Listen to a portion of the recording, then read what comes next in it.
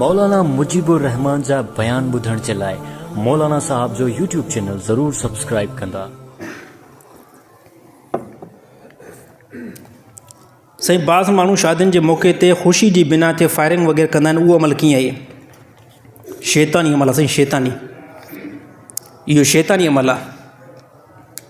जाइल क़िस्म जा इहे माण्हू आहिनि। कंहिंखे खार लॻे भले लॻे, मां चवंदो आहियां हक़ वारी ॻाल्हि ते कंहिंखे खार लॻे, मूंखे ख़ुशी बि थींदी आहे थोरो।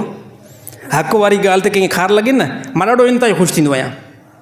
हे शादियुनि जे मौक़े ते हे फायरिंग कंदा आहिनि, छाजे करे? साईं ख़ुशी आहे।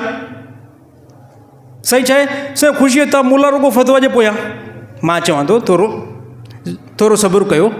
जेकॾहिं अगरि कोई बि अहिड़ो ख़ुशी जो मौक़ो हुजे जंहिंमें इंसान इस्लाम खां छॾे, उन जे अंदरि कलमा कुफ़र हुजे, छा मुस्लमान इस्लाम खे छॾींदो? ऐं असांखे ॿुधाईंदा, असांखे मिसाल ॾेई ॾियनि। साईं ख़ुशी जे मौक़े ते जेकॾहिं फायरिंग कई त छा थियो? हे हिकु जाइलाना सोच आहे, फज़ूल ख़र्च आहे। अहिड़ी तरह नबी सल्लल्लाहु अलैहि वसल्लम फरमायो इसराफ़ करण वारो शैतान जो भाउ आहे।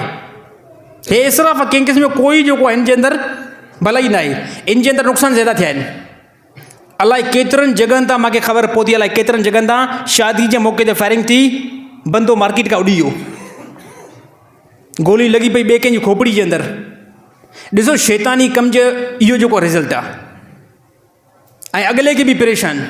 हे असां वटि बि अक्सर हिते शादियूं थींदियूं, अक्सर ज़्यादा असां वटि शादियूं थियनि थियूं।